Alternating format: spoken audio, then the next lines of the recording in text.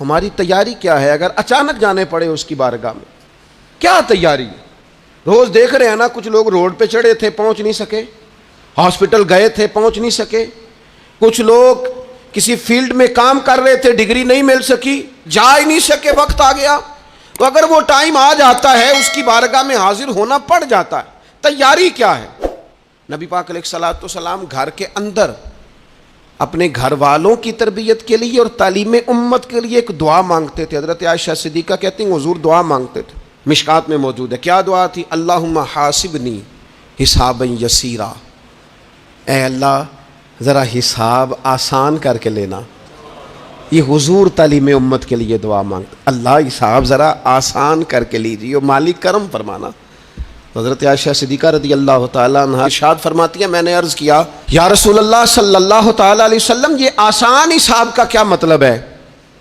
تو حضور فرمانے لگے عائشہ آسان حساب کا مطلب یہ ہے کہ رب کریم بندے کے نامہ اعمال پر نظر ڈالے گا اور پھر اللہ تبارک و تعالیٰ اس سے درگزر فرما دے گا۔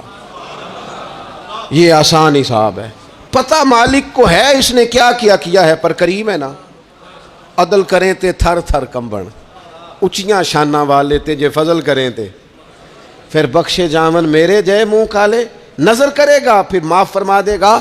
اور حضور فرماتے عائشہ یاد رکھو جس سے اس نے حساب لیا وہ پھر بڑی مشکل میں آ جائے گا، اس کے لیے مشکل ہو۔ اللہم حاسبنی حسابا یسیرا، اے اللہ تو حساب ذرا آسان کر کے لینا، ذرا آسان کر کے۔ یہ تعلیم امت کے لیے کہ امت کے دل میں خیال پیدا ہو کہ حساب دینا ہے، تو نے حساب دینا ہے، تو نے اپنے مال کا حساب دینا ہے، تو نے اپنے لفظوں کا حساب دینا ہے، تو نے معاملات کا حساب دینا ہے۔ تو جس کرسی پہ بیٹھا ہے، تو کلرک ہے یا صدر ہے، تو نے اپنی اس نشست کا حساب دینا ہے۔